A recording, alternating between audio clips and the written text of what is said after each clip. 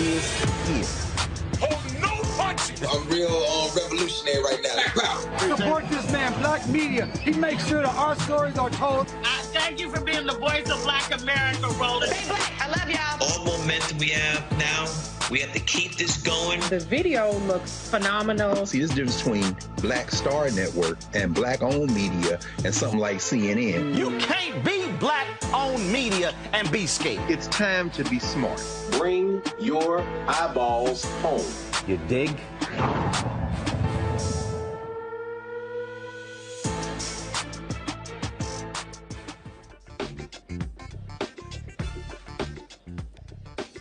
Today is Thursday, August 4th, 2022. Coming up, Roland Martin Unfiltered, streaming live on the Black Star Network, live from Las Vegas, the site of the NABJ National Convention. Today, the DOJ announced 4 officers involved in the killing of Breonna Taylor. They have been arrested and will be tried on civil rights violations. We will talk with attorney Ben Crump, also Tamika Mallory of Until Freedom, about this important breaking news story. WNBA star Brittney Griner is found guilty today in Russia and sentenced to 9 years in prison. We'll talk with Debbie Jackson, Griner's high school basketball coach, about this decision. The U.S. has officially declared monkeypox a public health crisis. We'll talk with Dr.Taison Bell on the way about the Keeping You Safe as cases rise. Also, Congressman Charlie Crist is running for the Democratic nomination for governor of Florida. He joins us on the show to talk about his plans if he gets back in the governor's mansion. Folks, there's a lot we're covering today. It is time to bring the funk. I'm Roland Martin Unfiltered on the Black Star Network. Let's go. He's got it. Whatever the miss, he's on it.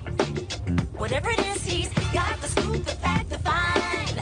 And when it breaks, he's right on time and it's rolling. Best believe he's knowing. Putting it down from sports to news to politics. With entertainment just for kicks, he's rolling. It's on go, roll, y'all.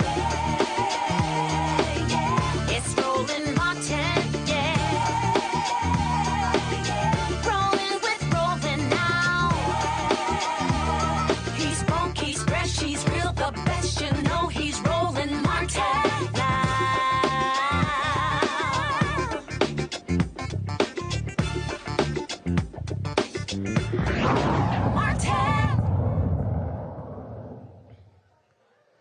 Folks, big news today out of Washington, D.C. The Department of Justice filing civil rights charges against 4 Louisville police officers over the drug raid that led to the death of Breonna Taylor.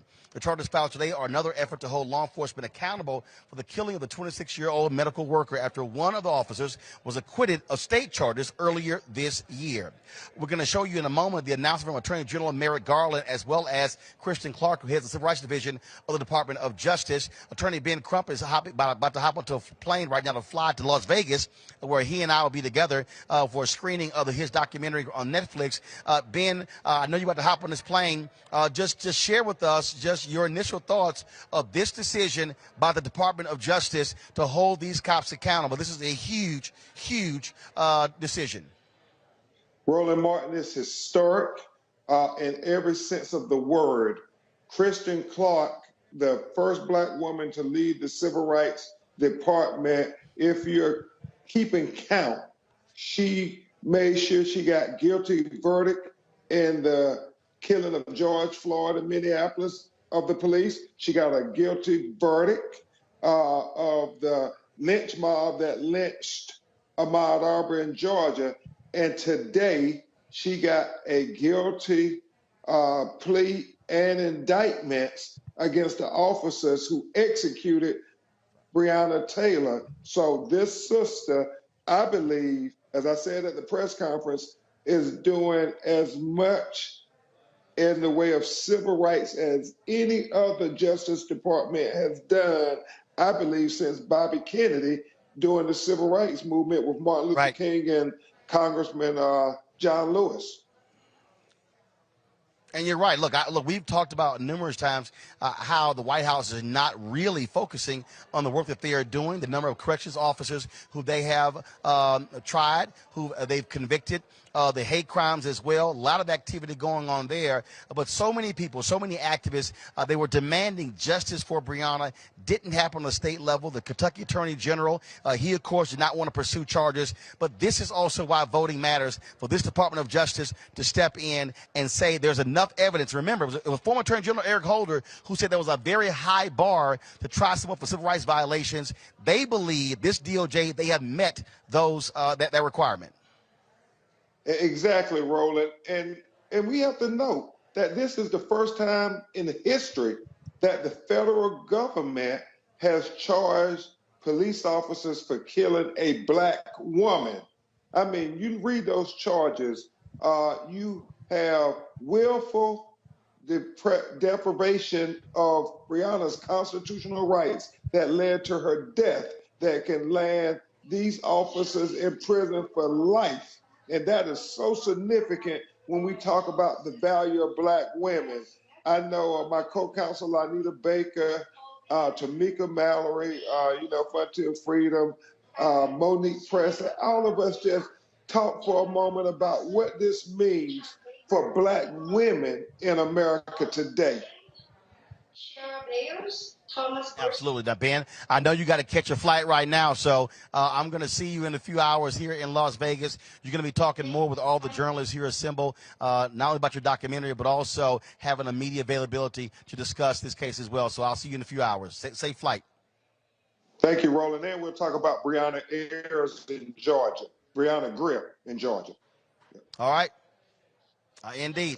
All right. I certainly appreciate it, Ben. Thanks a lot. Folks, during this announcement, Attorney General Merrick Garland and Kristen Clark of the Civil Rights Division said Breonna Taylor should be alive today. We allege that the defendants knew their actions in falsifying the affidavit could create a dangerous situation, and we allege these unlawful acts resulted in Ms. Taylor's death.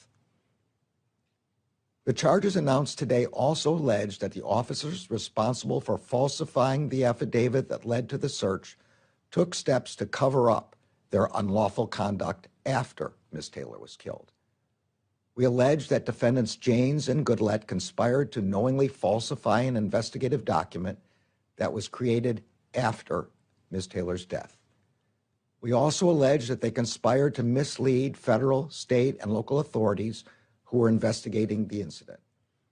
For example, we allege that in May 2020, those two defendants met in a garage where they agreed to tell investigators a false story. This indictment separately alleges that defendant Meany lied to the FBI during its investigation of this. As Attorney General Garland just stated, today's indictments allege that Louisville Police Detective Joshua Janes and Sergeant Kyle Meany drafted and approved what they knew was a false affidavit to support a search warrant for Ms. Taylor's home. That false affidavit set in motion events that led to Ms. Taylor's death when other LMPD officers executed that warrant. The Fourth Amendment of the Constitution ensures that people are subject to searches only when there is probable cause supporting a search warrant. Falsified warrants create unnecessary hazards for the public and for the police, who rely on facts that fellow officers report in carrying out their public duties. The indictment alleges that by preparing a false affidavit to secure a search warrant for Breonna Taylor's homes, defendants Janes and Meany willfully deprived.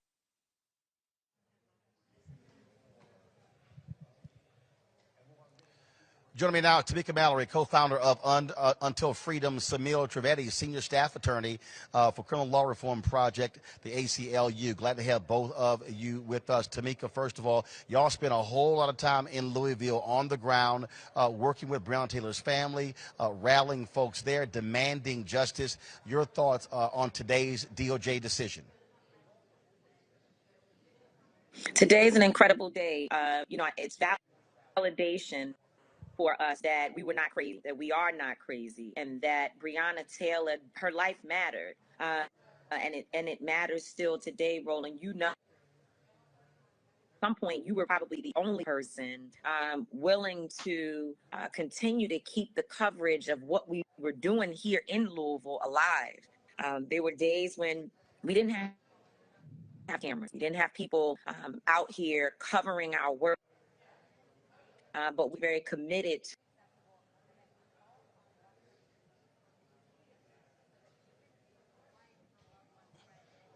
For Breonna. Having some issues with Tamika's audio. Let's get that taken care of. Samil, I want to go to you. When you go through these charges, Samil, they are showing, and we talk about this all the time, what happens when cops lie. That's right. Thanks for having me. And I'm glad you showed the comments from the Attorney General and from Kristen Clark laying out not just the crime, but the cover-up. You know, we say it's not the crime, it's the cover-up. Here it is both the crime and the cover-up. Cops lying to cover up for their misdeeds is a national epidemic, and this case is emblematic of that epidemic. They lied to get the warrant, they lied about shooting her, and they lied to the FBI about lying about shooting her. This is the sort of thing where you wonder, what is training going to do? Surely these officers were trained not to lie, and they did it anyway. And that's why after the fact accountability from the federal government, which, by the way, the federal DOJ was established purposefully, particularly for this, to vindicate the rights of minority Americans when state and local governments wouldn't do it. And so the DOJ really lived up to its creed today and exposed a really big problem that, you know, is not limited to Louisville, but is national in scope. Tamika, on that point, we talk a lot on this show what happens when officers lie, when they make things up, and I keep telling people it's a huge problem, and for them to listen to Garland and Clark talk about them meeting in a parking garage to pull their lies together, and we've seen other stories where officers lie, and I've always said the moment a cop lies on the police report, it should be the automatic firing.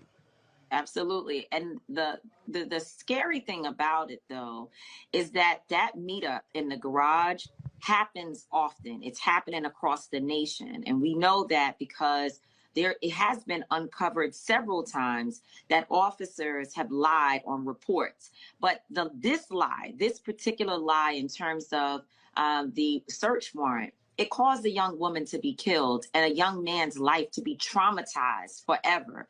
We cannot forget Kenny Walker was there, her boyfriend, and what has now happened to him and his life since this all took place.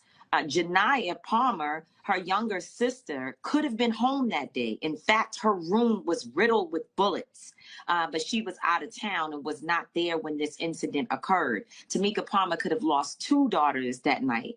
It's really tragic. And today is so important because there were naysayers, people who told us that Breonna Taylor was a criminal, and that, you know, she had no business, or that Kenny had no business firing a shot, that he fired at police. He didn't fire at police. He fired at criminals. He fired a warning shot at people who were at his door that had not announced themselves, and they had lied to get the ability to be there in the first place. And so this is vindication for our movement. It's vindication for Tamika Palmer and Breonna Taylor's family. And we need more of this. And we have to protect Kristen Clark at all costs, because just like there are people who love and appreciate what happened today, and all she did was her job. She didn't do a favor.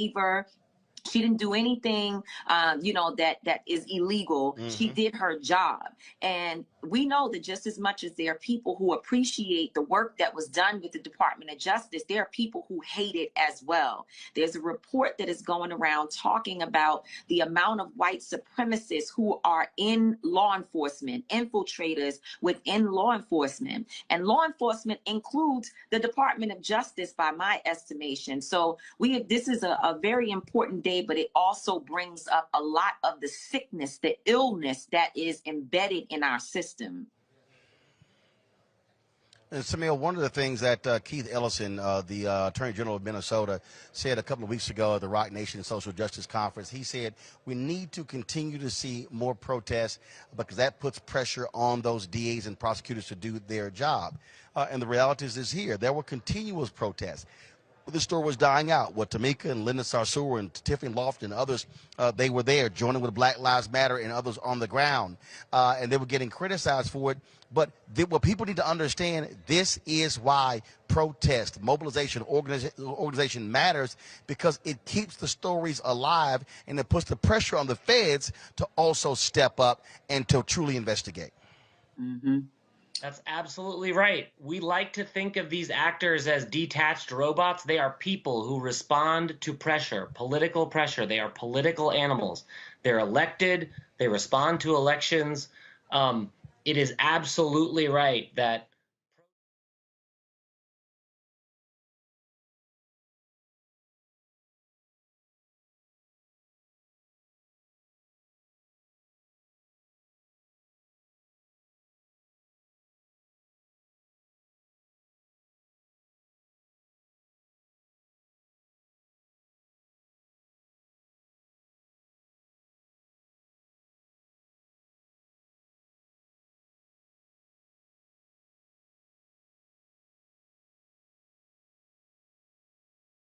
head of Civil Rights Division like Kristen Clark, who would respond to that pressure in the right way, and this is the right response.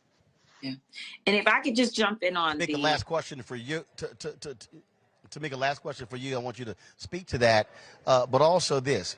We talk about why elections matter, and it's a bunch of people out there who are sitting at home right now.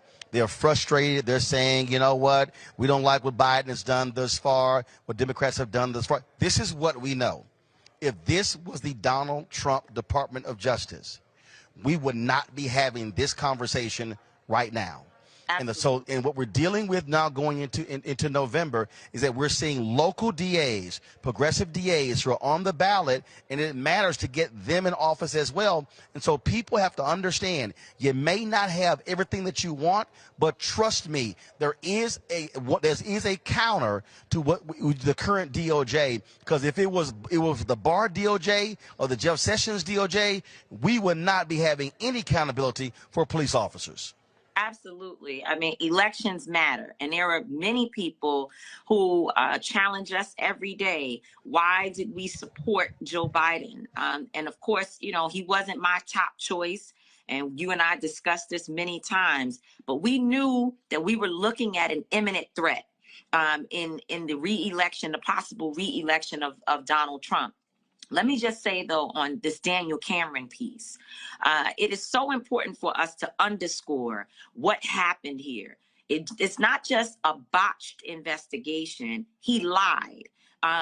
Daniel Cameron has actually committed criminal acts because the jurors who sat through his presentation, the presentation by his office in this case, they came forward, if we remember, to say that they were never presented with charges for the murder of Breonna Taylor, that they never had an opportunity to bring charges against those officers, and that if they were presented with anything of the sort, they would have used it as an opportunity to bring these officers up and to get accountability for these officers.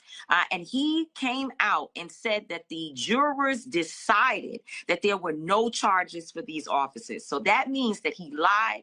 He is an obstructionist. He did not want to see. I mean, you look at all the details that the Department of Justice found, and you're telling me that the Attorney General, who was in the same state, was unable to find anything. It has been public record, Roland, that the warrant it was not true, that the information in the warrant was untrue, right? Because the first story they told was that the postmaster said that Jamarcus, I think his name is Jamarcus, the young man who was the sort of the center of this entire situation, that he was receiving packages at Breonna Taylor's house, that she was getting several packages, and that they were suspicious suspicious. But what we know is that the postmaster came forward after that report was released saying that they had not in any way determined that suspicious packages were being delivered to Breonna's house.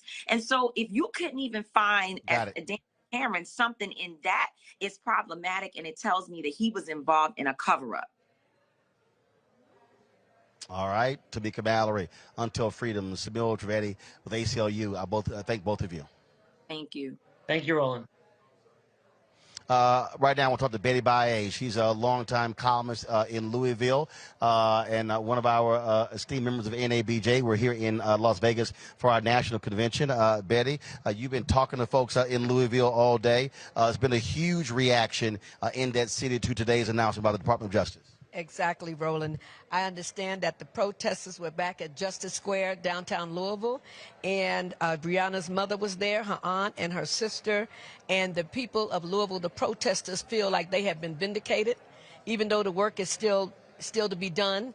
And I got a statement that the Urban League put out, and they clearly at the top said Breonna Taylor's life has always mattered. It mattered to her mother, it mattered to her family, it mattered to the Louisville Urban League. And every protester who raised their voice with us and put their safety and security on the line in her name. We are still reeling from today's Department of Justice announcement for the indictment of the 4 police officers for their role in the unlawful killing of Breonna Taylor and the subsequent cover-up. What they say is the question now is we want to know how state officials investigating Breonna Taylor's case and the federal government could be so far apart on the outcome. What information did our Attorney General have? Where did he get it? And what did he present to the grand jury? We want to know the exact reasons for recusals and why some agencies were involved in the process, were not involved in the process. With the exception of the interim police chief, Yvette Gentry, a black woman who had the courage to step in and fire the officers involved, the people in Kentucky responsible for seeking out justice, they stood still. Give us a sense of, again, what this has been like in Louisville since her death, just the rage among African Americans. Well, the one thing that they say, the trauma is still there in the city, and the people are still angry about it. They feel like they were not heard, that this decision today was part of what they can, that they finally feel like they're being heard. But they were real clear. And this is what the Urban League said, and I agree. It said justice for Breonna Taylor is not complete. There is more to come from the Department of Justice. There is more work to be done in this city. But today, the city of Louisville, the protesters, and the friends of Breonna Taylor are grateful for what has been done. And they still are trying to understand what is it that our black Attorney General, Daniel Cameron, saw. Republican. Did not see. Republican, who wants to be governor of Kentucky. They want to know why Breonna Taylor, why he could not find what the feds were able to find. What was it? She said it's either, the people are saying it's either a cover-up or he was incompetent or corrupt. And one of the things about it, I'm looking at a young man who's here working with the students here who covered those protests on the ground. Stefan Dingle from our WLKY affiliate, anchor there, he was out in the streets with the people. The anger was palpable. So today, I think the protesters feel vindicated at this moment, but they know the work still has to be done. So Louisville people, and those of us, and this is very important, justice, we have to say, today, while we are grateful for what has been done, we will forever say Breonna's name, but we ask that every person who held the line with us today, vote as if your very life depends on it. Because it's what you said earlier, Roland. These are not inconsequential elections. We have to be up on it when it's the state attorney general, whoever it is, to make the difference. And we are so grateful to the Justice Department for doing that, what was not done by our state officials, including our black attorney general, who disappointed us. And the one officer that he did find guilty was found not guilty, but he got prosecuted for shooting at drywall for the people next door. But nobody was held accountable for killing Breonna Taylor. And so her mother, her fiance, her family has grieved enough. And I think the people of Louisville don't want another mother to have to grieve the way Breonna's family. So I think the city of Louisville can thank all of the people who came from outside of our city to really help us to deal with this issue. All right. Always good to see you. I appreciate it. Thanks a lot. Thank you, Roland. All right. Folks, got to go to a break. We come back. We'll talk with Congressman Charlie Crist. He's trying to become the next governor of Florida. We'll get his thoughts on this case and other issues, especially what's happening there in the Sunshine State. Folks, you're watching Roland Martin Unfiltered, broadcasting live from Las Vegas at the NABJ NAHJ 2022 convention right here on the Black Star Network.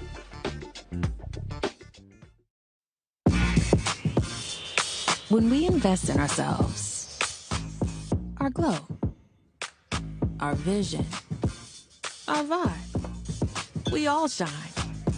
Together, we are Black beyond measure. Pull up a chair, take your seat. The Black Tape with me, Dr. Greg Carr, here on the Black Star Network. Every week, we'll take a deeper dive into the world we're living in. Join the conversation only on the Black Star Network. When we invest in ourselves, we're investing in what's next for all of us. Growing, creating, making moves that move us all forward. Together, we are Black beyond measure. Hey, I'm Antonique Smith. Hello, everyone. It's Kiera Sheard. Hey, I'm Taj. I'm Coco. And I'm Lily. And we're SWV. What's up, y'all? It's Ryan Destiny, and you're watching Roland Martin Unfiltered.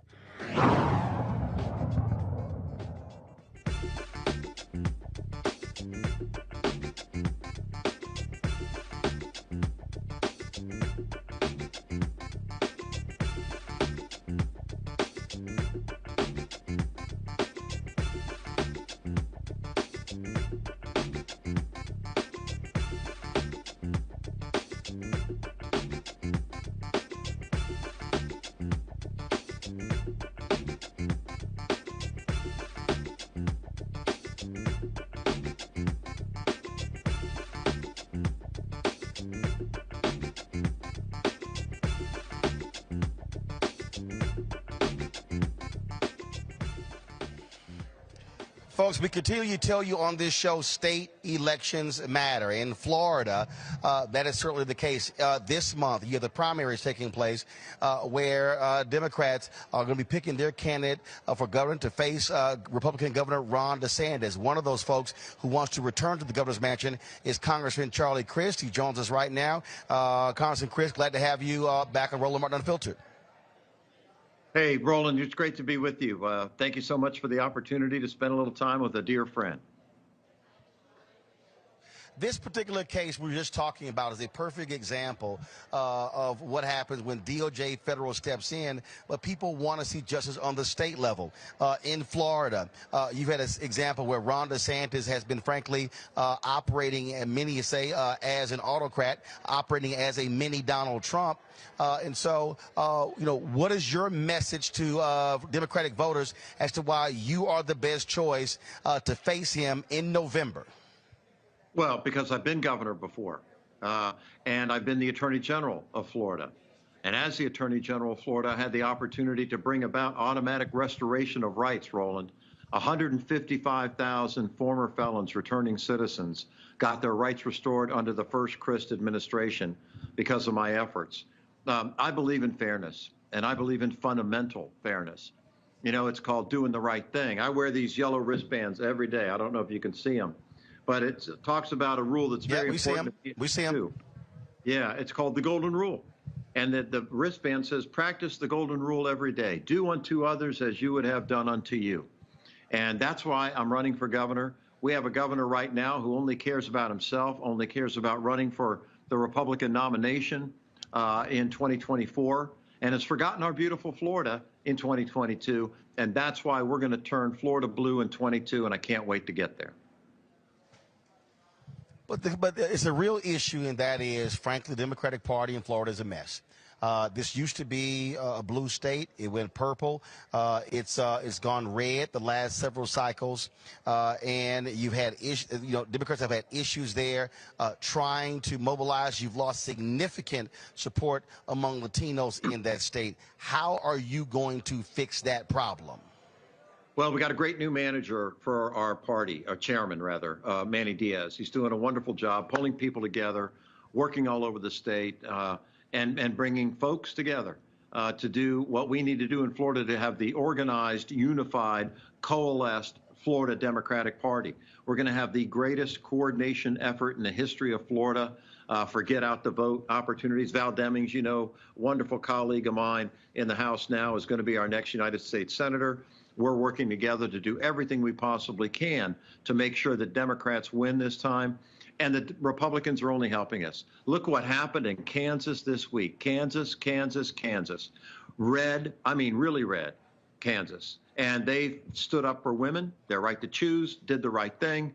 I think that's a canary in the cave, and that's an indicator of what's going to happen in November. And remember this, Roland, this governor, DeSantis, got elected by the smallest margin in the history of Florida for a governor's race, 0.4%. That's it. And so he's like an accidental governor, to be honest with you. Now, listen, nationwide on Fox and the Republican outlets, they think he's wonderful. Well, we don't think he's so wonderful in Florida. That's why I'm leading him in the polls right now.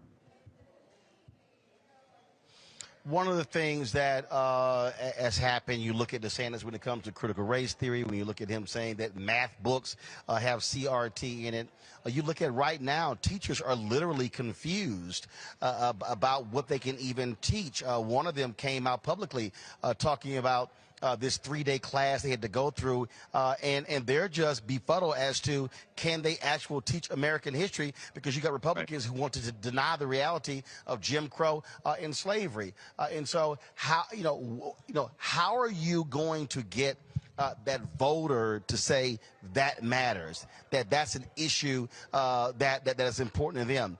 And also, what are you going to do also? Because when you talk about Broward County and Miami-Dade, I mean, even with Andrew Gillum, those numbers were awful. Had Miami-Dade and Broward turned out at 65% turnout, he's governor. And so how are you going to also move those numbers up?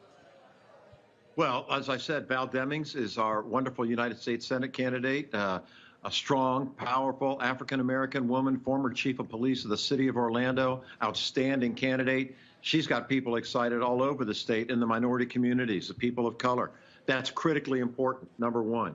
And I hope and pray and believe that we'll have great surrogates come down to Florida in the closing days of the general election, people like President Barack Obama.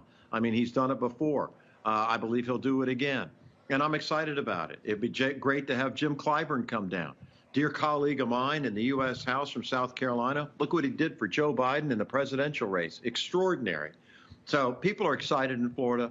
We have an opportunity in this election to really make history, to get Democrats back in the governor's mansion, to make sure that we increase our, number of state senators in the state Senate, number of House of Representatives in the state House, really have an opportunity to start to move Florida forward again, because DeSantis has brought us down so badly. He's attacked LGBTQ, attacked African-American voters, doesn't care about the environment, tried to tell school teachers what to do in every county in the state, every district.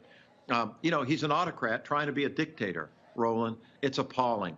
And the people of Florida are sick of it. They're fed up. They want to change. They want a governor who's got a heart and is a decent human being again. I strive for that every single day, and I look forward to the race in the future and having a better future for my sunshine state of Florida. What do you say to black voters? What is your black agenda? That's going to be critically important. Haitian voters there in Miami-Dade. So again, what are you saying to those black voters that's necessary to get them to turn out? What you will do as governor? Well, we're going to do what we did in the first Crist administration. I'm the last governor of Florida who appointed an African-American to the Florida Supreme Court, Justice James C. Perry, a great jurist. During my administration, the first time, we had about 21% of our administration were African-Americans. Very proud of that. In addition, I named the Secretary of the Department of Corrections, Walt McNeil, African-American secretary, did a great job.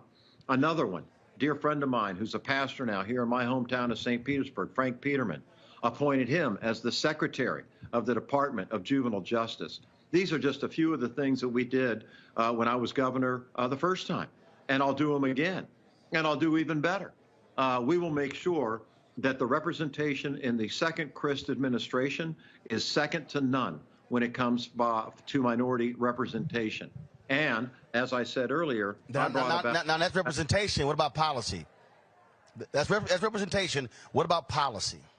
Well, those people are going to make the policy, Roland. They're going to be the secretaries of those departments. It doesn't get any more important than that. That's why it's significant. That's why it's important.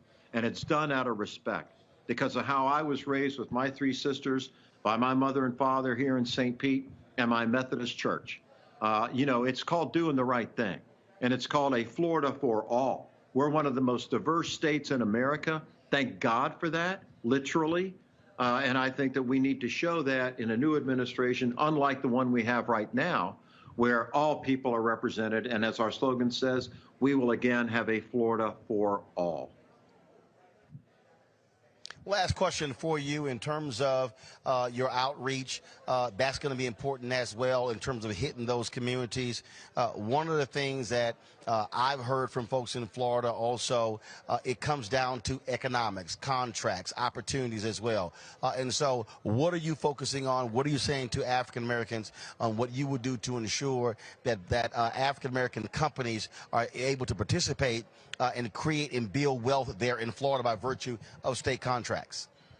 That the Office of Economic Opportunity and the Governor's Office of Florida is going to be laser focused on making sure those opportunities are available, that they are fair, that they are proportionate, and that they make sure that everybody gets to participate. We have the highest budget in the history of Florida this year, $110 billion. I mean, we're the third largest state in the country, Roland. So there's a lot of largesse that we need to make sure that everybody participates in it. One of my dear friends and great supporters is a guy named Jimmy Giles from Tampa, Florida, played tight end for the Tampa Bay Buccaneers. And I have been helping him in his business do well ever since I first met him because he's a good, hardworking, honest man. He's in the Ring of Honor of the Tampa Bay Bucs. We were at dinner together the other night with his family. I love him. And that's just a small example of what we're going to do, and we're going to expand it and continue to grow it and do what's right for everybody. What did Spike Lee say? Do the right thing. That's what we're going to do in Florida under the second Crist administration. Congressman Charlie Crist, I know you have to go. I certainly appreciate it. Look forward to having you back on the show. And I'm quite sure I'll be in the Sunshine State. Well, actually, I was in Tampa the last 4 days. I gave a speech to the black realtors on yesterday, but I'm sure I'll be back there covering the various campaigns. Come back to the Sunshine State, Roland. Love to have you and host you. God bless you, and thank you for your time tonight. I appreciate it. Thanks a bunch, folks. Got to go to a break. We come back. We'll talk with our panel about these the Florida race, also about the Breonna Taylor case. Coming up next, we'll also talk with the high school coach of course, Brittney Griner. She got sentenced to 9 years in prison in Russia today. We'll discuss that. Monkeypox now being declared a national emergency. Dr.Taison Bell, an infectious disease expert, will join us as well. You hear a lot about DEI. Well, we got a woman who was a DEI expert, and she says it ain't all what it's cracked up to be. Folks, we got a jam-packed show for you. Roland Martin Unfiltered. We want y'all to hit that like button. YouTube, Facebook, hit the like button, hit the share button. If you're on Twitch, Instagram, LinkedIn, watching the show, do the exact same thing. We should easily be exceeding 1,000. We also want you guys to download the Black Star Network app because that's how you can also see the show. Apple phone, Android phone, Apple TV, Android TV, Roku, Amazon Fire TV, Xbox One, Samsung Smart TV, and also join the Bring the Funk fan club. Your dollars make it possible for us to do what we do, to travel around the country, covering the stories that matter to you. Check in money orders to P.O. Box 57196, Washington, D.C. 20037-0196. Cash App, $RM Unfiltered. PayPal's R Martin Unfiltered. Venmo's RM Unfiltered. Zelle is roland@rolandsmartin.com. We'll be right back. When we invest in ourselves, our glow, our vision, our vibe, we all shine. Together, we are black beyond measure. Hi, I'm Dr. Jackie Hood Martin, and I have a question for you. Ever feel as if your life is teetering and the weight and pressure of the world is consistently on your shoulders? Well, let me tell you, living a balanced life isn't easy. Join me each Tuesday on Black Star Network for A Balanced Life with Dr. Jackie. We'll laugh together, cry together, pull ourselves together, and cheer each other on. So join me for new shows each Tuesday on Black Star Network, A Balanced Life with Dr. Jackie. When we invest in ourselves, we're investing in what's next for all of us. Growing, creating, making moves that move us all forward. Together, we are Black beyond measure. What's going on? This is Tobias Trevelyan. Hey, I'm Amber Stevens-West. Yo, what up, y'all? This is Jay Ellis, and you're watching Roland Martin Unfiltered.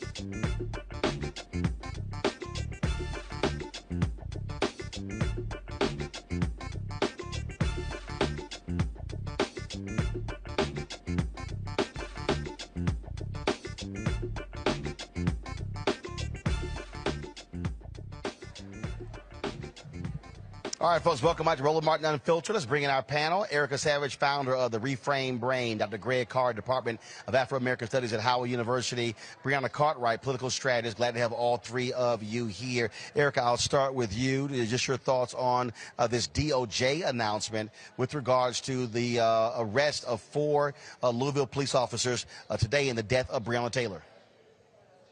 Yeah, Roland, what an incredible win. What an incredible way to say that voting absolutely does matter. The announcement by Attorney General Merrick Garland and the friend of the show, Assistant Attorney General Kristen Clark, really does show the importance of people engaging in their vote. And when you think about it, Tamika mentioned this when she was speaking earlier, when you think about the number of offenses that were executed by these 4 officers, lying on a U.S. postal inspector, and then falsifying an affidavit, and then lying amongst themselves to get their stories together. What an incredible way to see justice executed in having their arrest done. The one thing, though, I do want to speak to with regard to what the Louisville Metro Police Department chief said today in her statement. In the latter part, she talked about an effort to build police community trust. And trust is such a large word when you're talking about an apparatus that without announcement can and unknowingly can go and create falsified documents, lie on postal service, whomever it is that they have to lie on to fulfill an agenda. That they're effectively, intentionally creating lethal situations for humans of a community. So I think talking about police community trust building efforts first needs to start at home first, with ensuring that officers that come on board that do say that they're going to protect and serve a community, that when they're not doing that, that they are fired and no longer able to serve in that capacity. But also by ensuring that those community members aren't allowed to be menaced at will, at cause by said officers. So today's announcement was indeed a victory for all. Greg, when I saw one tweet for one of these officers upset because the FBI used tactical teams to go arrest them, saying, oh, this was not right, it was unfair, they were cooperating. No, they treated y'all like they treated Breonna, except they still living. How about that, Roland? Absolutely. And I can understand why they're upset. We heard Tamika talk about the fact that white nationalists riddle law enforcement, state, federal, and local law enforcement, so they thought they were their kin. But to Detective Joshua James and Kelly Goodlett and to Sergeant Kyle Meany, be afraid now. Be very afraid. And to the killer who was acquitted in the White Lives Matter case, Brent Hankerson, who was acquitted after shooting 10 bullets, and his crime apparently was endangering the lives of white neighbors. Be very afraid. Young Dan Cameron, you punk. 2 words, Charles Booker. He should be the only statewide elected official to represent Kentucky, certainly in the federal legislature. Y'all make sure y'all register to vote and vote for Booker. But young Dan Cameron, who has his eye on higher office and aspiration, he too should be very afraid, because the feds aren't finished. And again, as you said, elections matter. So whether it's Joe Biden or whoever's going to run in 2024, the midterm elections coming up with the House and with the Senate, the Attorney General may have his eyes, and in Kristen Clark's case, her eyes trained on you, young Dan Cameron, you liar. you indefensible liar. But finally, we do have to remember these are federal charges, and as such, they will be appealed. And let us not forget that a kinsman of young Dan Cameron sits on the Supreme Court in the personage of Clarence Thomas, who is very, very, very lenient with law enforcement. And so this Fourth Amendment charge, the core of these charges, in fact, that Breonna Taylor and everyone endangered, and in her case killed by these punk patter-rollers, should be free from unreasonable search and seizure. You're invoking the Fourth Amendment. And we know that this current Supreme Court goes light on the Fourth Amendment. So just because these indictments, basically federal government doing their job, I don't extend gratitude when, as the ACLU lawyer mentioned, this is because we got in the streets, in the damn streets, as Tamika said as well. Just because they did their job doesn't mean that this is over. This is far from over. Breonna, we always talk about elections having consequences, and the reality is this here. If Joe Biden, if black folks don't do what they do in South Carolina, he's not the nominee. They may very well not have won the White House. Kristen Clark doesn't become head of the Civil Rights Division. Bonita Gupta does not become a Deputy Attorney General. And so I know there are people, as I said to folks earlier, who are frustrated, who are angry. But let's be real clear. The Trump Department of Justice pulled back on consent decrees. They made it clear they were not going to go after officers. And so thank goodness Biden, Harris are in the White House, because we would not be having this conversation today. They would have simply co-signed everything Daniel Cameron did. Yes, absolutely. It's a great day for us. And I'm glad that we now feel like we're a little less crazy, because it's apparent that they've been lying, and that's what today shows. And I think that it is important on who we elect and so forth. And I think that now, as primaries are rolling out and some have finished, these midterms are going to be crucial in showing what we as a nation reflect. And that's going to show a lot about how we feel and how we have support for Biden to keep propelling or keep doing things that are for the best of our nation. Because, you know, we have had a House that's been supportive of Biden, but a very narrow Senate. And we've seen people like the cinemas deter some of the progress that we wanted to have as Democrats. And so I think that's very important. I do believe that they will get charged.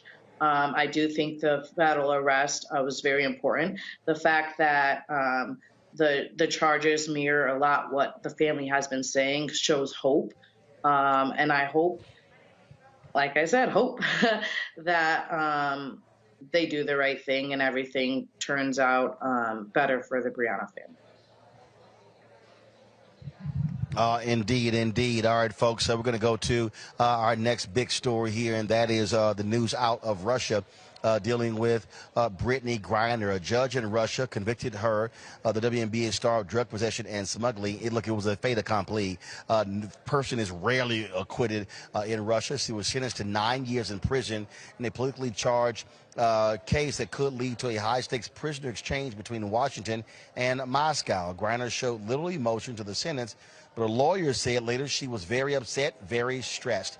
President Joe Biden issued the statement about the verdict. He said today American citizen Brittney Griner received a prison sentence that is one more reminder of what the world already knew. Russia is wrongfully detaining Brittney.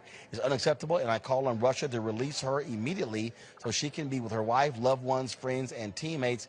My administration will continue to work tirelessly and pursue every possible avenue to bring Brittney and Paul Whelan home safely as possible. Now, Griner had told the court she had no intention to break the law by bringing vape cartridges with cannabis oil when she flew to Moscow to play basketball in the city, in one of the cities there. Debbie Jackson is Griner's high school basketball coach. Debbie joins us now. Debbie, glad to have you here on Roland Martin Unfiltered.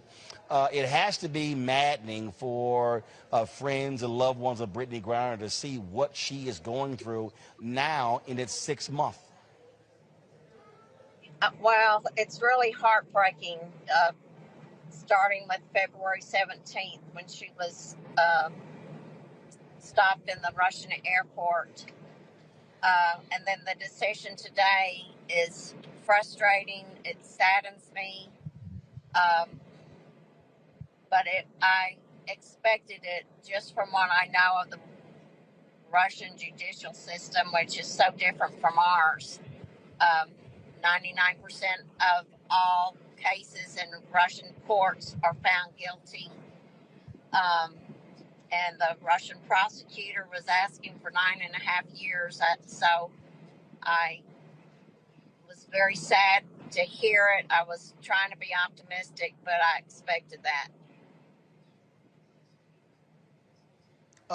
There's been a lot of criticism of the Biden administration, wanting them to do more in this case. But what you have going on is a war with Ukraine between Russia. And so Brittney Griner is sort of caught in between that because you have Putin using her, frankly, as a pawn in this back and forth with the U.S. And so is there more that you want or have wanted the government to do? Or have you taken this simply as a matter of we just have to wait this thing out and hope this prisoner exchange is actually going to do the trick? Well, I'm going to have to trust the government and President Biden on his word that they're going to do everything possible to facilitate a prisoner exchange. I hope that's true. It took a long time to hear anything from the State Department, and finally Secretary Blinken did come and say that they had made proposals to Russia, which gave me some hope that the government really was trying to help Brittney. It's just such I fear that Russia will drag this out for as long as possible. They want to use it as leverage to get as much as they can. They really have no concern for rights there. So it's almost an unwinnable situation for Brittney. And I just hope that we are doing everything to get Brittney and any other American citizen wrongfully detained, such as Paul Whelan, that they can come home to their loved ones and their families.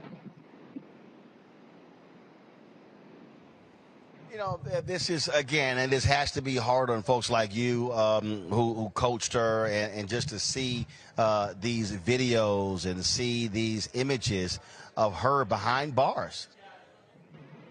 It's terrible when they bring her into the courtroom and then she has to go into a cage like she's a serial killer. When she has been so helpful to the Russians as far as establishing women's basketball, it's because of her and her team that Russia has won the last 5 European league championships. And she's really admired by the citizens of Russia for her skills and thought of very highly. It's just a shame that she's become a political pawn for a dictator that has no concern for human rights. Indeed. Well, it is. We certainly hope this story is going to have a conclusion soon, a happy conclusion that Brittney Griner will come home. But again, no one can predict what Vladimir Putin is going to do, especially with his hatred of the United States supporting Ukraine. Yes, we'll pray that she gets home sooner rather than later. All right, Debbie Jackson. Again, Brittney Griner's high school basketball coach. We certainly appreciate you joining us here on Roland Martin Unfiltered.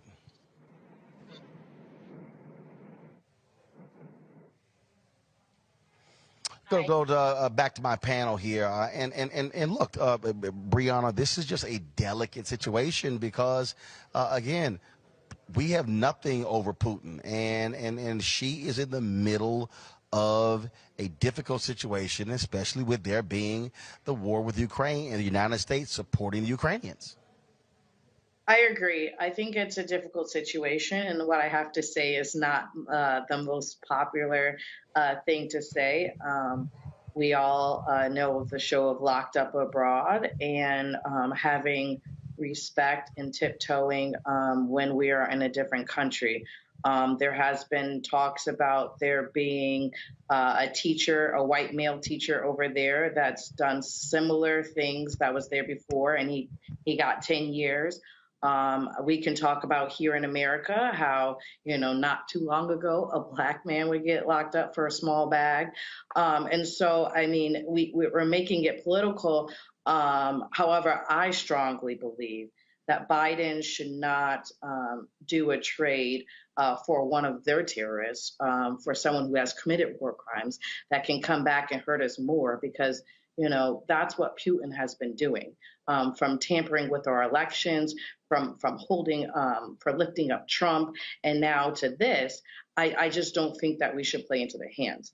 It's very sad to see Brittney going through this. I wish she didn't. It was just a pin.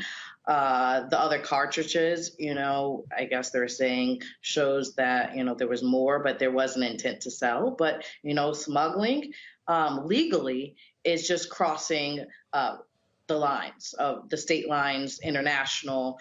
And so the issue of it being there in the first place because it was on a plane is actually illegal in itself. And so I can say that it's sound. I mean, that's really the end of her career. 9 years, almost a decade. That's very hard. And so, and we'll see how, if it appeals, if they're going to keep her in Moscow. It's something that we should definitely be paying attention to. And it's very sad that she has to be in Russia in the first place, and not being able to concentrate on, her skills and talents in America and stick to being American. Yeah, here we are. And I just don't think that our country should take this hit. But here's the deal, Greg. Biden doesn't have many options here. The U.S. does not have many options in dealing with his, and the pressure will continue having a high-profile women's basketball player still in prison. Yeah, I suppose. I mean, I'll echo you, Brittney. This may not be particularly popular, but I mean, facts are facts. The facts of this case are really irrelevant. They really are irrelevant. I mean, when we heard Judge Anna Satnikova give that sentence today, that's all fait accompli. Right now, there's a summit taking place. I think it's a summit in Asia where Tony Blinken, the Secretary of State in the U.S., is going to probably pull Sergei Lavrov, his counterpart in the Soviet Union, aside and press him on this trade. A lot of this is cosplay. Victor Bout is an arms dealer in the U.S. press, but anybody just reading the U.S. press is woefully underinformed. Everybody's an enemy to somebody else. If we've been keeping up with world politics, we understand that the U.S. Senate voted yesterday to admit Norway and Sweden into NATO. And it's the same day that Sweden fell in line with other EU countries to impose stricter sanctions on Russia. I said Soviet Union. There is no Soviet Union anymore, which is part of this problem. But to impose greater sanctions on Russia as it relates to everything except a carve out for agricultural products and oil. There's going to be a prisoner swap. There was a prisoner swap earlier this year. They sent a Marine back to the United States named Trevor Reed. They traded him. And they're going to trade Brittney Griner. And, of course, the person they want, the U.S. wants, is Paul Whelan. Paul Whelan is the guy the Soviets say was engaged in espionage. And, of course, if you read the U.S. press, then, of course, that's about as good as reading the Russian press. There's going to be a prisoner swap. This was the next thing. And everything else is pretty much irrelevant. We'll see Brittney Griner home soon. Erica? Yeah, well, I want to just really echo what our government has said, is that Brittney Griner is being wrongfully detained, and that according to her lawyers, it has been very much so verified that there was no trace of cannabis oil in her system. And let me just speak from this as a person who did function as an emissary in a foreign country in South Sudan, when there was an actual political prisoner that was being held. These are very, very, very delicate negotiations when you're talking to national security directorates, when you're talking to local and now tribal leaders, when you're talking to people that are on the ground, when you're talking to other diplomats, when you're speaking to national figures, it is all very much so a song and dance game, unfortunately. And that person's life hangs in the balance. So when we look at the emotional, the physical, the spiritual condition of Brittney Griner, that is a person that is paying a huge price for a political show. And so what ended up happening is that next year that person was released, but they weren't released without residue. They weren't released without their safety being endangered and things of that nature. So I will say that as the spokesperson of the Kremlin has made it known that they want to keep these discussions discreet. A part of that reason is because of what will be happening in terms of that exchange. But it is good to have the public pressure continue going forward, even as the spokesperson and other people that are a part of Putin's regime speak to the megaphone diplomacy that they want to have piped down. Well, that is because they operate very much so in the dictatorship, and America does not currently. So all of that to say that there is a call for continued public pressure, but also what's happening behind the scenes in actually negotiating the terms of release with Mr. Whelan and whomever is going to be involved in that swap is also very important. It's very tedious. It's very hush-hush. And it's something that I've not spoken publicly about because of the delicacy of all that happened. And then eventually after that person was released and their family had to relocate a couple of times. So very much so want people to always bear in mind that our government is saying that Brittney Griner is wrongfully detained, that this is a human being, and that anybody that is being used as a political pawn, believe me, the suffering that they are enduring is incredible. All right. I have a quick follow-up Go question. to break. We come back. Go ahead. Just, you may or may not know, but isn't Ball, one of the Ball brothers still in China detained? Say it again. One of the Ball brothers. No. From the petty theft spree they had. No. Yeah, no. Oh no. They been home. Yeah, they've been. Matter of fact, he in the NBA. Okay, I thought for 2 years. They've been home. Okay. No.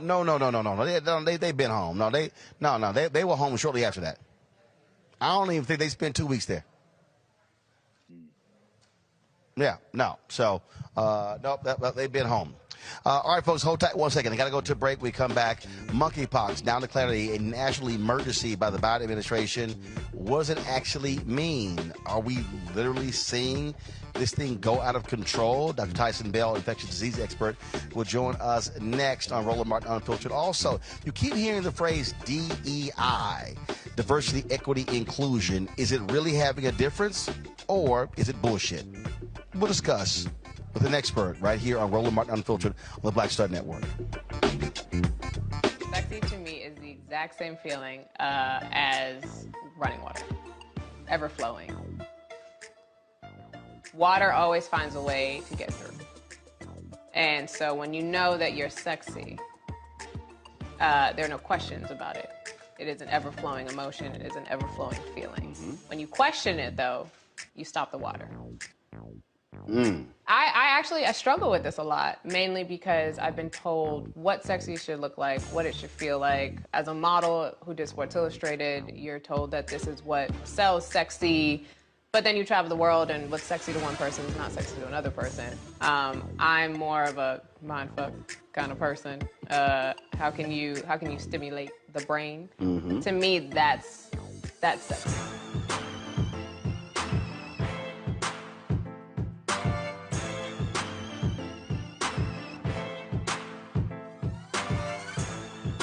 When we invest in ourselves, we all shine. Together, we are Black beyond measure. We're all impacted by the culture, whether we know it or not. From politics to music and entertainment, it's a huge part of our lives, and we're going to talk about it every day right here on The Culture with me, Faraji Muhammad, only on the Black Star Network. When we invest in ourselves, we're investing in what's next for all of us.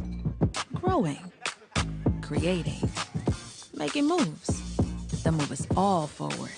Together, we are Black beyond measure. Hello, everyone. It's Kiara Sheard. Hey, I'm Taj. I'm Coco. And I'm Lily. And we're SWV. What's up, y'all? It's Ryan Destiny, and you're watching Roland Martin Unfiltered.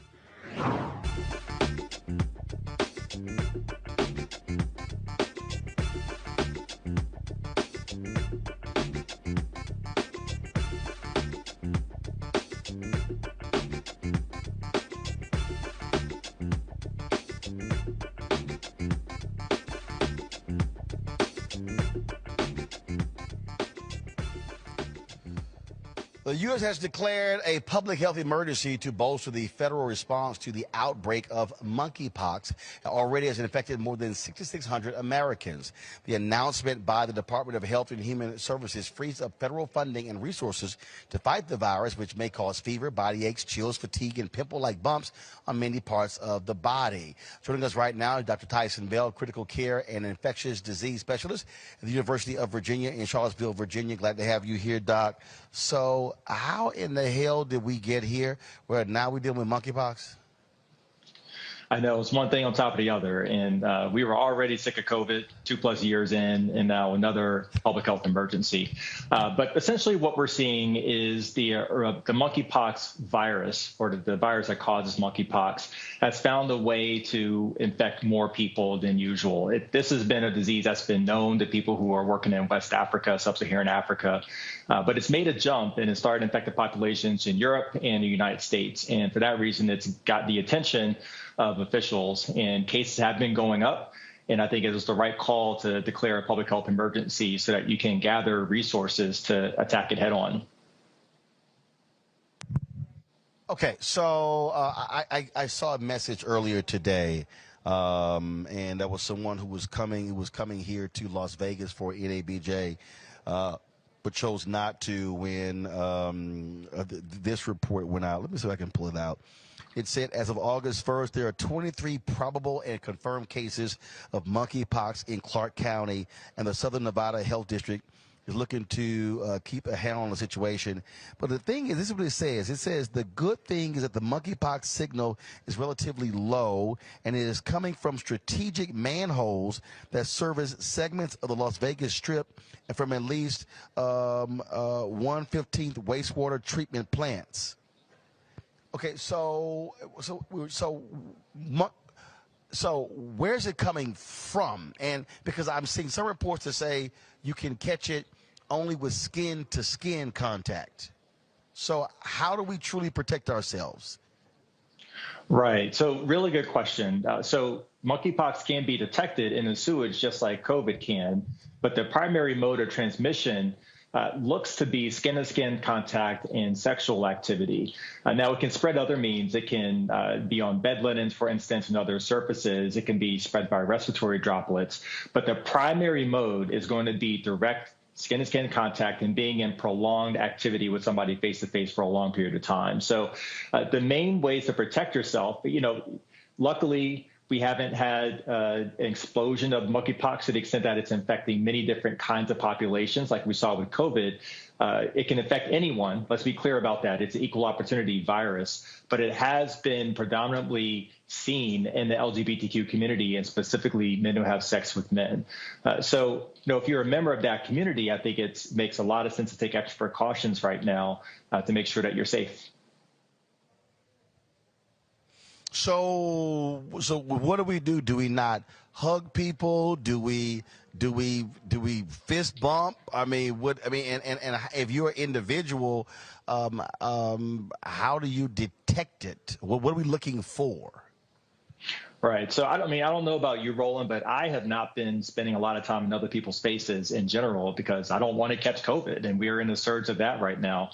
Now, this is not as easy to transmit as COVID. So if there's anything that can be said that's good, it's that it's much harder to transmit than COVID itself. It's, the aerosols, that's not merely a primary mode of transmission. Now, the symptoms to look out for, there are many, unfortunately, but some of the ones that have been, publicized and seen on TikTok videos and stuff are skin lesions. So, that is one aspect of this virus that presents differently than some of your usual sort of viruses that you can contract. Other than that, fevers, chills, muscle aches, those are very generalized sort of symptoms. But the appearance of the lesions and skin rashes really should be a clue to get checked out.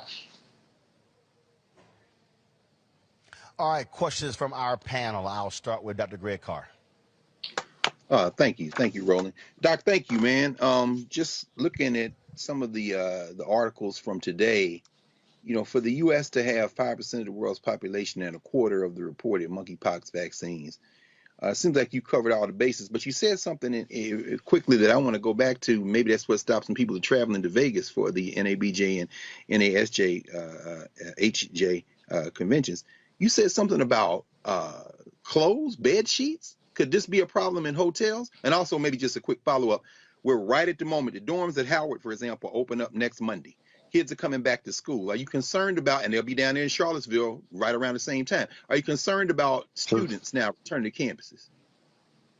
That is a concern of mine. I mean, there are diseases that we expect can pick up when people get in congregate settings. In college, many of us have been to college. We know what happens in college. So I think that is a higher risk setting. So in addition to that, I would add homeless shelters, congregate settings like prisons. These are all areas where it could be a setup for monkeypox to really spread. And so in addition to engaging the LGBTQ community and making sure everyone has the information that they need, we want to make sure that testing, vaccination, and treatment are available in these higher risk communities as well. So absolutely, I want to see plans. I want to see every college have a plan for how they're going to ward this off and potentially deal with a surge, because we don't want to be dealing with it and be thinking about what we're going to do while we're in the midst of it. Thank you. Okay. Yeah, thank you. So my question would be to you, as we continue to battle COVID, do we foresee a vaccine for monkeypox? Is there already a vaccine for monkeypox? And are N95 masks still the strongest mask for people to still wear? I still double mask when I go out in public. Are N95 masks still sufficient to wear? Great question. So to answer your first question, there is a vaccine that's available. It was a vaccine that was developed to counteract smallpox, but monkeypox is related to smallpox. And so there's a thought that there's good efficacy between this vaccine and monkeypox. It was studied in a small study back in the 80s in sub-Saharan Africa. It wasn't a particularly high quality study. So we need to do more studies to make sure that the vaccine is as effective as it was reported to be in the 80s, the mid 80s or so.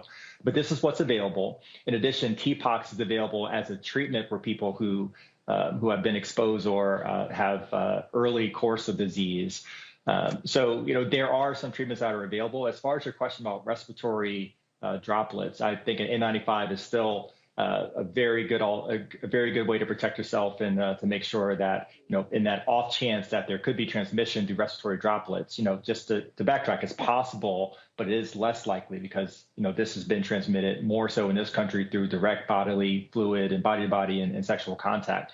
Respiratory is possible. N95, for multiple reasons, because we're still dealing with the pandemic, is still the highest quality mask that you can wear to protect yourself from both of these. Breonna. Thank you so much for being here and answering our questions. I'll admit there's a lot I do not know about monkeypox. So I have a two-part question. One, why is it seen as more prevalent in the LGBT community? And two, what is the difference between, other than, the physical look, the difference between chickenpox and monkeypox? What does it do to our body, and can we die from it? Really good question. So it's very important to just reiterate, this is not a gay male disease, although we are seeing gay and bisexual men bear the brunt of disease in this country so far. I also wouldn't call it a sexually transmitted infection, even though that does seem to be a primary driver of infection in this country. There are other ways that you can contract the virus, and there are other communities that can be at risk. And so that's important because we want to make sure that we're targeting areas that are high risk, but we also don't want to deny anyone access to testing if they have concerns. We want anyone to be able to get testing, but we do want to have a focused effort. And what was your other question? I forgot. I'm sorry. I was just saying, what is the difference other than physical difference or the appearance difference between chickenpox and monkeypox? And will one die from it? Like, what does it do to your body other than the lesions? So luckily, in both cases, we have vaccine available for chickenpox. And so we haven't seen large outbreaks of that. These are different viruses that cause different kinds of disease, but again, both have skin manifestations. That's the pox part of chickenpox and monkeypox. They can cause these skin lesions that have these fluid-filled vesicles. So, that is a feature that is common to both, but they are different illnesses. And, lucky for us, another thing that we can say that's good is that this version of monkeypox does not seem to be as lethal as some of the earlier versions that we had seen overseas. And so the majority of people who have ended up in the hospital have actually been there for pain control, because if you have anal lesions, it tends to be very, very painful. And so the oral medications don't tend to work like Tylenol, so people are being admitted for pain control, but not because there's a threat to life or limb or anything like that. So, if there is any bit of good news, is that it does not seem to be severe in terms of a risk to life, although it can cause some really intractable pain. All right, Dr. Bell, we appreciate, your advice and counsel. Folks, protect yourself at all costs. Hell, don't hug, don't kiss cheeks, also stuff like that. And like I keep telling people, fist pump work, but I guess at this point, damn a fist bump. Yep. If you can see their full face, don't be in their face. Just wave, or just do the black greeting. Personal space. That'll work. Yeah. All right, Dr. Bell, I appreciate it. Thanks a lot. All right, thank you, Roland. Look, hey, Greg, that's the one right there. That's right. You see people like, hey, come on, hug. What up? That's serious. What up? Roland, he had me shook with them sheets, man. I'm like, I see why I don't understand the hotel room. I was like, say some more about these sheets, bro. Because what? Because I gotta be in a hotel next. No, great. Hey, y'all understand. I'm on a group chat with a bunch of journalists, and they were talking about coming to Vegas. Man, about half of them talking about they bringing their own sheets. I'm like, first of all, y'all got to understand. I got a set of golf clubs that's already, that bag is about 68 pounds. I was in Tampa on Saturday, so I've been gone home. So total 8 days. I got all the clothes. That suitcase, 67 pounds. Then I got my suitcase with all of my television gear. That's 95 pounds. I ain't got no room for sheets. But here's the problem though. Okay, fine. You change your sheets, but the doc we had on the other day, Dr. Gaffney, talked about how it lives on surfaces. So hell, you could change those sheets. It might be on the damn bandstand. Wow. Lysol. Yeah. I would encourage everybody to watch that interview that you did with her. It's about 25 minutes, 26 minutes long. I was watching it. Hey, she scared the hell out of me. You and me both. But I would encourage like, Black Star Network app, Roland Martin, wherever you watch Roland Martin Unfiltered, go back and watch that. Please watch that infectious disease specialist episode that that interview he had with her. It'll get you right. Man, whole time I was thinking, man, just keep your ass at home. Okay, all right, y'all. We gotta Look, I got way too much travel going on. All right, we got to go to a break, folks. Coming up next, we're gonna talk about DEI. It's all the rage. My next guest, she's like, yeah, it ain't all cracked up to what you think it is, and I got some thoughts about it as well because we've been experiencing this as we've been dealing with this whole advertising thing. So trust me, y'all don't want to miss this next conversation as we talk about the new rage in corporate America, DEI, diversity, equity, inclusion. Folks, don't forget to support us in what we do. If you're watching the show right now, hit the like button, hit the share button. All that matters, and so we should do that. Also, if you want to support us in what we do, download the Black Star Network app. Look, we should be at 50,000 easy, y'all. We should be over 100,000. Apple phone, Android phone, Apple TV, Android TV, Roku, Amazon Fire TV, Xbox One, and Samsung Smart TV. And of course, if you want to help us, look, your resources matter. I can't tell you why that matters. The ability for us to be able to hit the road, to cover the stories that are important to us are critically important. So please check our money orders. P.O. Box 57196, Washington, D.C. 20037-0196. Cash App is $RM Unfiltered. PayPal is R Martin Unfiltered. Venmo is RM Unfiltered. Zelle, Roland at RolandSMartin.com. I'll be right back. When we invest in ourselves, our glow, our vision, our vibe, we all shine. Together, we are black beyond measure. Next on the Black Table with me, Greg Carr. Succession. We're hearing that word pop up a lot these days as our country continues to fracture and divide. But did you know that idea, essentially a breaking up of the USA, has been part of the public debate since long before and long after the Civil War, right up to today? On our next show, you'll meet Richard Crichton, the author of this book, who says breaking up this great experiment called America might not be such a bad thing. That's on the next Black Table, right here on the Black Star Network. When we invest in ourselves, we're investing in what's next for all of us. Growing, creating, making moves that move us all forward. Together, we are black beyond measure. I'm Angie Stone. Hi, I'm Teresa Griffin. Oh, Roland. Hey, Roland, I am so disappointed that you are not here, first of all. Where's our dance? It's like we get a dance in every time I see you. And so now you're not here for me to dance with, sir. You and your ascot. I need it. I need that in my life right now. Okay, I love you, Roland. What's up? I'm Lance Gross, and you're watching Roland Martin Unfiltered.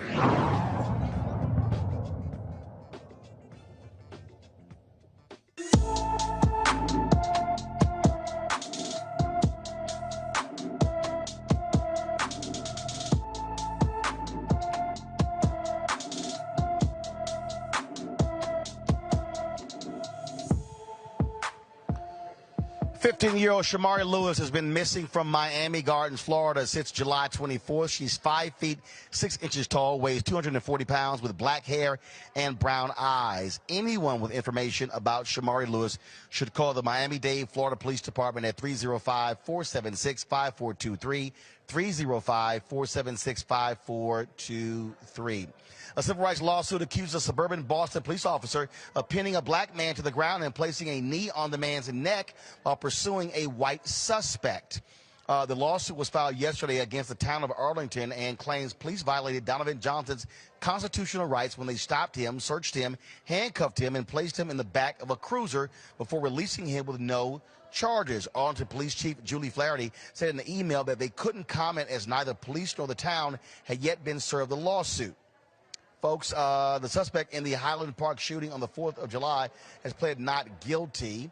Robert Cremo III is accused of killing 7 people and wounding dozens during a 4th of July parade in Highland Park, Illinois. He confessed to the shooting, as well as one in Wisconsin on the same day.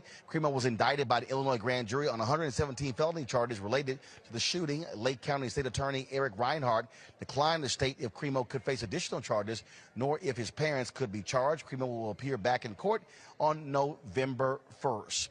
Folks, in Georgia, Republican candidate Herschel Walker has agreed to a debate with incumbent Senator Raphael Warnock as they run for the U.S. Senate seat in Georgia.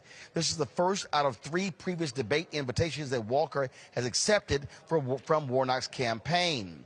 The debate comes as approval ratings for the 2 candidates narrow. A Fox News poll found Warnock with 46% of support from registered voters and Walker with 42%. The debate is scheduled for October 14th in Savannah, Georgia. Early voting in the state will begin on October 17th. And Trump supporters in Georgia are attempting to remove Fulton County DA Fani Willis from her position. Willis is investigating Trump's efforts in overthrowing the 2020 election. The organizers of the campaign are seeking monetary donations and said they want to damage Willis's political career. Yeah. Okay. Yeah, we got you. Okay, whatever. Folks, let's talk about this, what's all the rage. That's diversity, equity, inclusion. In light of recent incidents of discrimination at amusement parks, some companies are trying to improve their company culture. Some believe training and education in diversity, equity, and inclusion is a way to reduce discrimination in the workplace. Now, in the aftermath of the death of George Floyd, there have been more than 100+ DEI positions open up. At one point, literally 2 months after George Floyd's death, there were 81 DEI positions posted on LinkedIn. So you've now seen all of these different people, and so it's DEI, DEI, DEI. But was DEI real, or is it the latest corporate bullshit? Joining us is Randy Bryan. She's a diversity and inclusion strategist, speaker, trainer, and writer in Washington, D.C. Randy, glad to have you. So I got you on the show, Randy, because I saw a video post you made on TikTok and Instagram where you went in on this whole DEI theme. So explain again why you posted that video about DEI. So I've been in the field for probably 3 decades before it was hot, right? And of course, after George Floyd's murder, my phone was ringing off the hook. But I've been doing this for a long time. And, you know, I've become very, honestly, quite disgusted with how I see companies using DE&I more as a PR move. You know, it's more like public relations. Let us be able to say that we have someone in that position, but not give them the ability, the power to really do anything. DE&I is run by the same people that really don't see the problem, and that's the problem. See, so here's the thing for me with DEI. You create a position, and that's all you create. The reality is, in corporate America, if you don't have P&L responsibility, you don't mean a damn thing to the boss. And so that's why I've talked to a lot of black folks who are like, "Lo, I don't want a DEI job. I want an operational job. I want a job where I can actually hire people down the line." You talk to, for real, if we want to be honest here, Randy, most DEI people is them and an assistant. Correct. Small budget, not significant. And so all of a sudden, you know, whenever there's black people, you know, oh, they send the DEI person. Oh, they send the DEI person to the meeting. We've had those meetings with advertisers, and I'll be honest with you, and it's no disrespect to that person, and most of the time they're black, I don't want to talk to the DEI person. Right. We trying to get advertising money, and the DEI person got a little throwaway bullshit budget. Right. You're absolutely right. I mean, they hire these people, provide them with no resources. Oftentimes, the DEI lead is working with volunteers within the organization who have a full-time job, but on their free time is volunteering to make the company more palatable to people who are, you know, black. And so are any underrepresented group. And so they don't have power. They usually don't have money. They don't have really the support. Because the problem is, if you look at the majority of companies, they are still run by white males.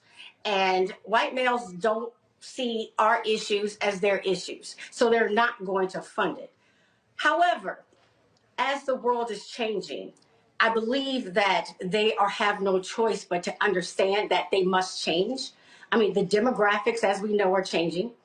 The lawsuits, the money that is paid out each year from discrimination lawsuits is crippling, which is great. I tell people continue to do that. And DE&I is not just there's a person who doesn't feel comfortable. What I try to explain to people is that it should be across the entire company. So let's talk about Sesame Place. They're talking about they're going to do some training. Training doesn't change anything. I've made a lot of money going into companies and doing a training. I cannot change a company's culture in 1, 2, or 3 trainings. It has to be where they value having an inclusive, diverse environment and an inclusive, diverse environment for their customers as well, so much that they're looking at everything. So Sesame Place, for instance, they wouldn't just be looking at training but the person couldn't even get a job without asking certain questions to determine if they are ready to deal with diverse children. Just like they do with customer service, they do personality tests, but it hasn't mattered to them in the first place. It should be looking at the characters. Are the characters representative of this diverse world? They should be looking at the stories they're telling. It should be literally across the entire organization, and it should be tied to every department's bottom line. If a manager is not hiring diverse people, they don't get a bonus that year. If a manager is not getting good scores on inclusion, like if their staff is saying, no, we don't feel included, they don't get a bonus that year. If someone makes a mistake, they call it microaggressions to make these things sound innocent, although they can be very, very, very damaging, they're gone. There should be zero tolerance for this type of discrimination. But right now, they're not taking it seriously. I think back to when Al Newharth, here we are, NABJ, NAHA, Al Newharth was the CEO of Gannett. And he said, we are going to be the leading company for diversity in media. And he said, I am going to attach your bonuses to this issue. Right.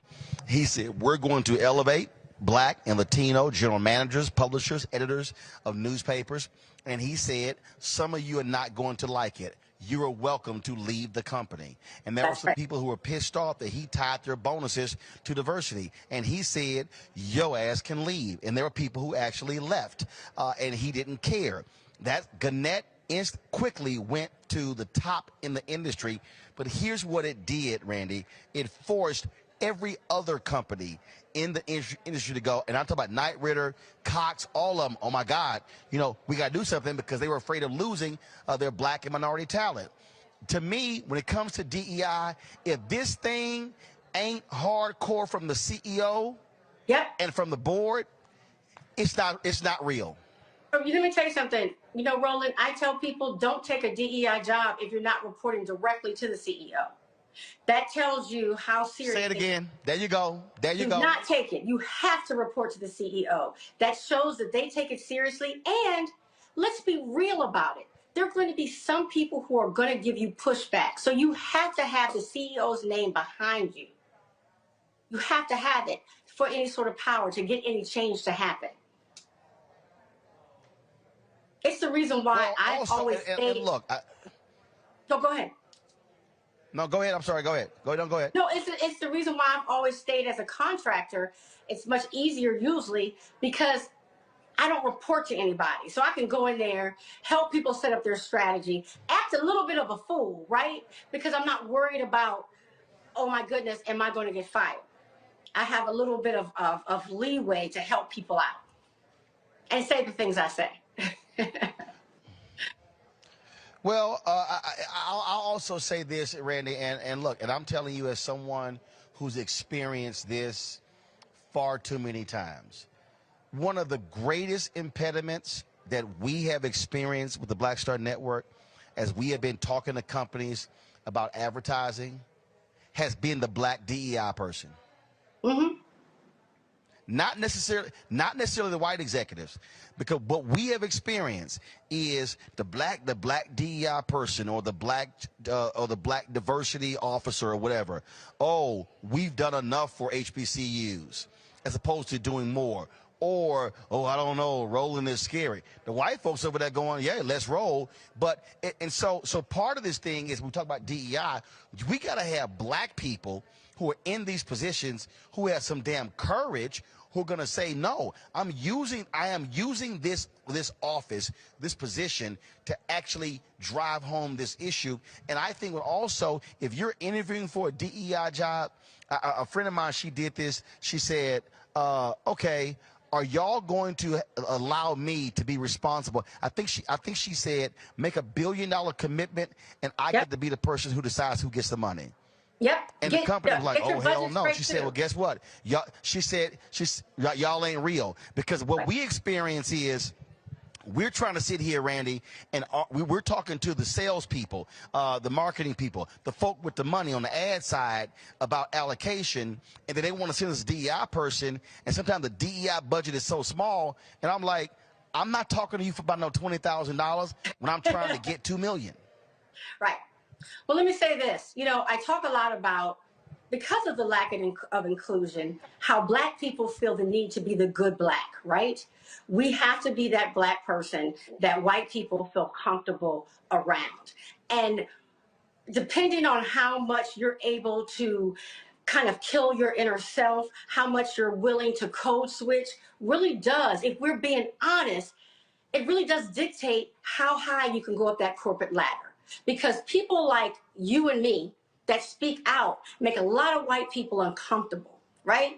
So they will try to block us as much as possible. Oh, I know that. I know that. Oh, yeah, yeah. Lord, I know that. Lord, they like, ooh, Roland, he too radical. He making us uncomfortable. We're angry, right? Well, We're angry. But damn it, if you're spending 1% of your budget on black-owned media, but we represent 30% of the people buying your product, well, guess what? I should make your ass uncomfortable. Right. You know, asking for equal everything should not be a radical concept, but what you were saying is really accurate. Sometimes the DEI professional that gets hired, no offense to my colleagues, is the person who's really not down.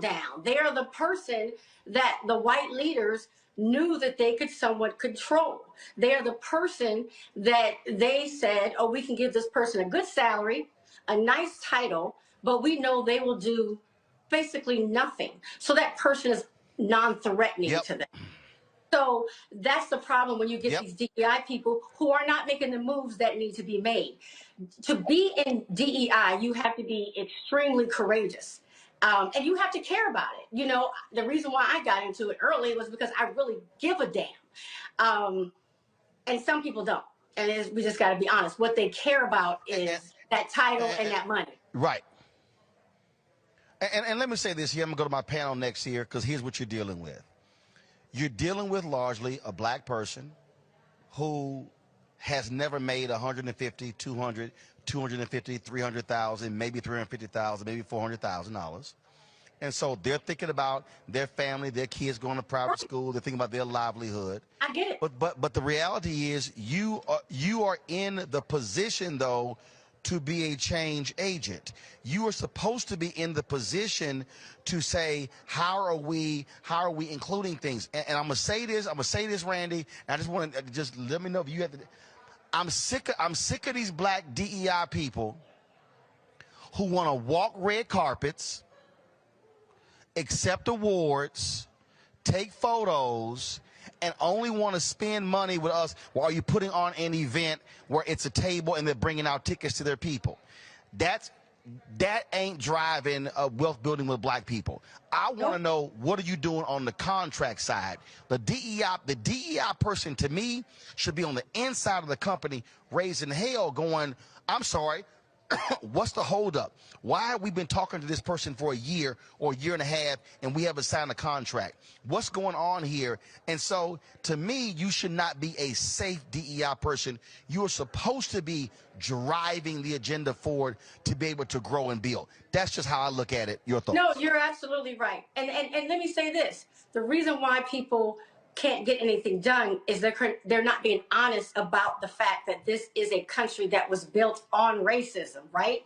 And so DEI exists because we have to counteract the racist policies, the biased minds that we have running these companies.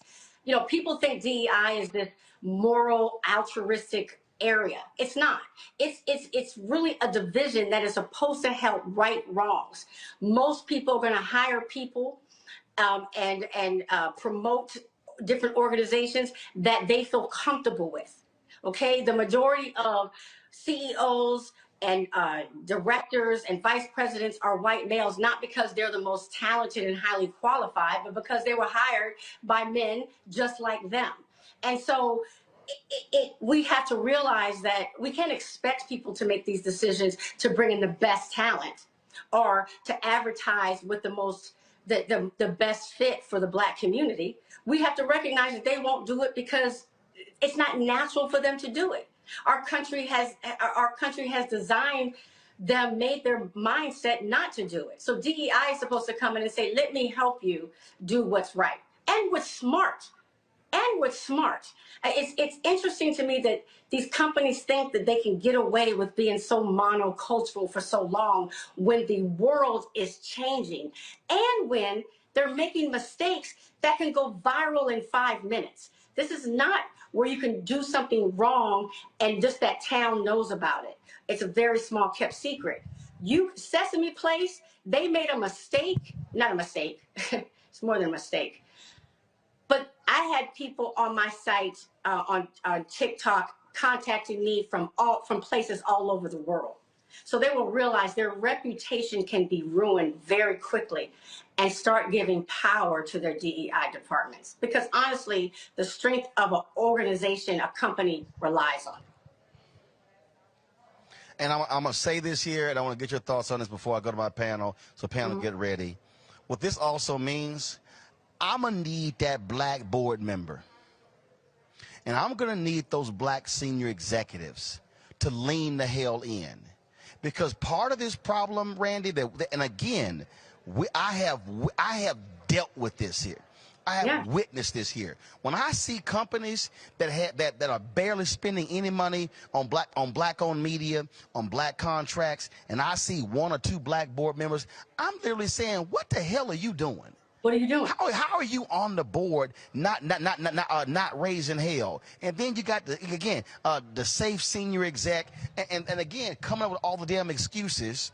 And I'm going, we fought for you to be there to advocate for Black people, not to simply fatten your check and get the stock options.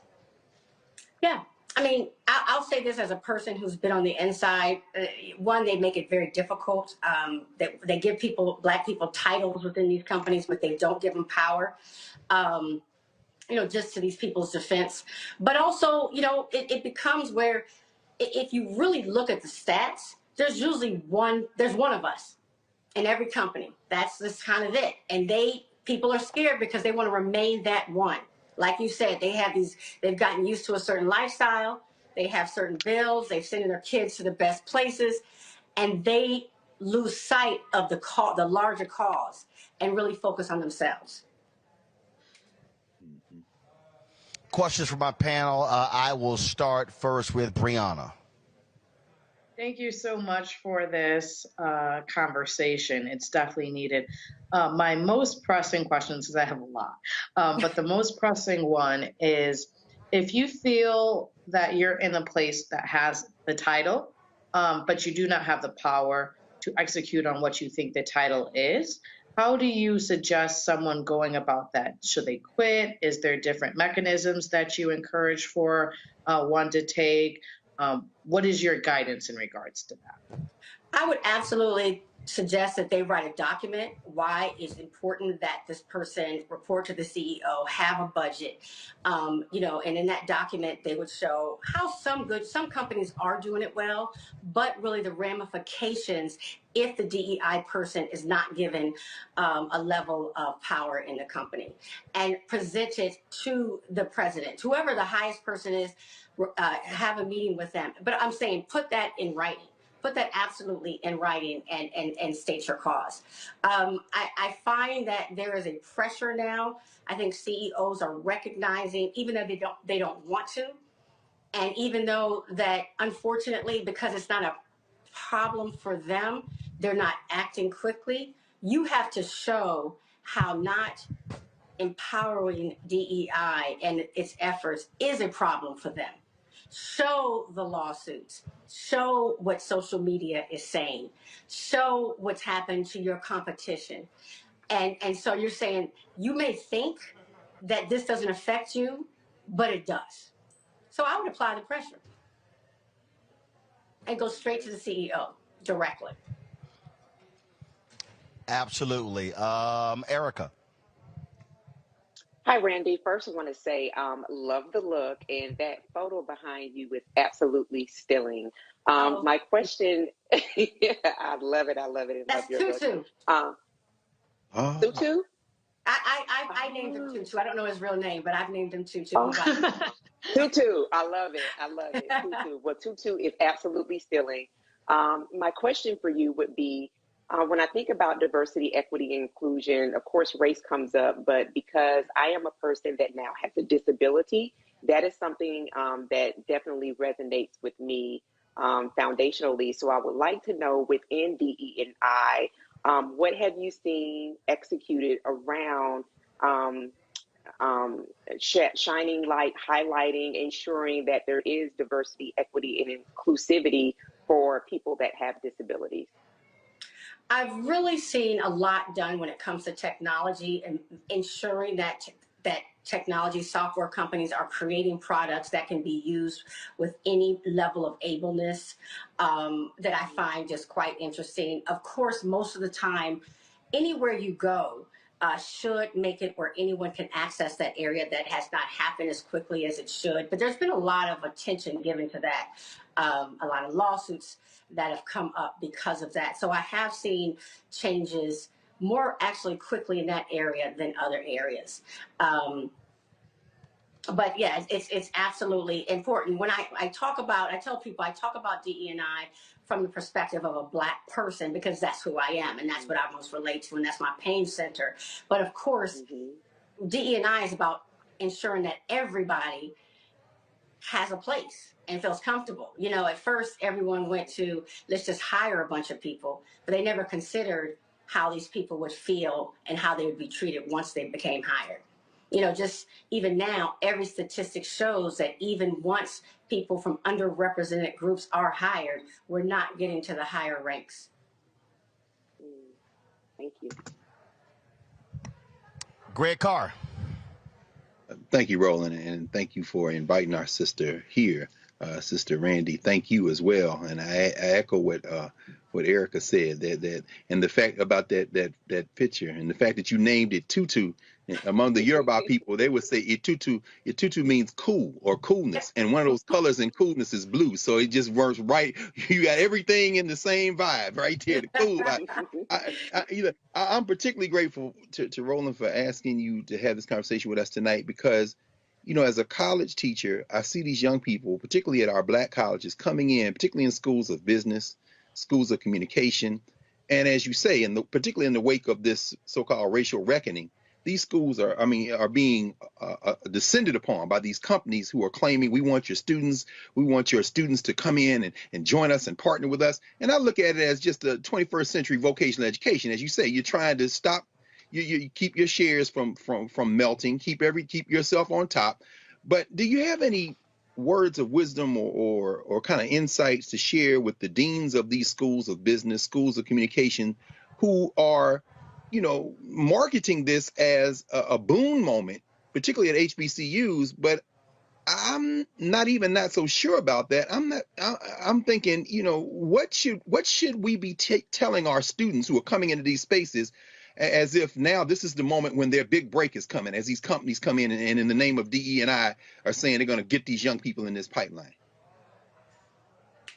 You know, we have been trained as a people to be grateful, and absolutely we should be grateful, but get what you deserve. Recognize that you are in a position of power. These companies do need qualified Black employees. Okay, so go in there and demand what you want. If they say, oh, we're going to offer you a summer internship, right? What else? What's the money? What is my guarantee of getting a job? How will you support me the following school year? Ask for what you want. What am I saying? Can you, I am always surprised at how the majority culture is always is comfortable asking for what they want and what they feel as if they deserve. And sometimes we are just so happy to say, oh, wow, I have a summer job at this big company. And I would say for these HBCUs, I have two sons that attend Hampton University right now. I would say to the career centers, I would say, what are you offering our students? No, actually, we would like this. Actually, for us to participate in your career fair, we want you to do A, B, C, and the third, not just for the entire school. Think about your power. I really like what Deion Sanders is doing, where he is saying, recognize your power and use it. So if, yes, they need students, what do the students need from them? What do they want from them? How does the school get better, and how is that student's life actually enriched, not just for a summer, but for long term? Excellent. Thank you. Well, I'll say this, Randy, a final point. If it's one thing that also drives me crazy, I am sick of these fake diversity listings that awards top company and these CEOs, they strive to get the award, but then you look and go, well, what the hell did y'all actually do? Sometimes I wonder what's the criteria, and I'll be honest. I think sometimes for some of these folks, it's a full-page magazine. Like, how are you actually determining, like, what's the best company for diversity when I look at this deal? And this is what I've said to our civil rights groups. They should establish a race index. It should be, Absolutely. We're going to grade you on board members, on senior execs, on junior execs, because I want to know who's in line to be the CEO. We're going to grade you on contracts. We're going to grade you on Black-owned media. We're going to grade you. Are you using Black transportation companies, Black catering companies, Black audiovisual companies, Black photographers? Are you those vendors? To me, you do that, but as long as we as Black people keep handing these people awards, saying, oh, how Miss So-and-so, how great you are, and Mr. So-and-so, how great you are, because they gave somebody $10,000 for some damn table at a luncheon, that ain't helping Black people. Absolutely right. DE&I has become a PR move. Like I've said, it has become that. And people, if someone's willing to take those dollars and take that position, if they can be bought, it's going to work. And we have to, not allow it. It really is up to us. We really can demand so much more. And let me just say this. That's what it is. I was just going to say to the students and also to people who work in companies like Glassdoor, there are people who are keeping track of how underrepresented groups are treated. Ensure, instead of just going home and complaining to your friends or your spouse about how so-and-so doesn't treat you right or how you have not gotten a raise, go to Glassdoor, put the ratings on there, use your power, because I'm telling you, they care about how they're perceived. And so when you are trying to get leverage in the business world, you have to conduct in a language that they understand. That's it. Simple as that. Randy, we certainly appreciate you joining us. Hopefully some folks learn something from this, and I really hope a lot of these companies will pay attention, because I just think too many of them, DEI is just completely BS in what they're doing. I agree, but I think it's going to change. Just like people are posting videos like what happened at Sesame Place, we're not allowing it anymore. All right. We appreciate it. Thanks a lot.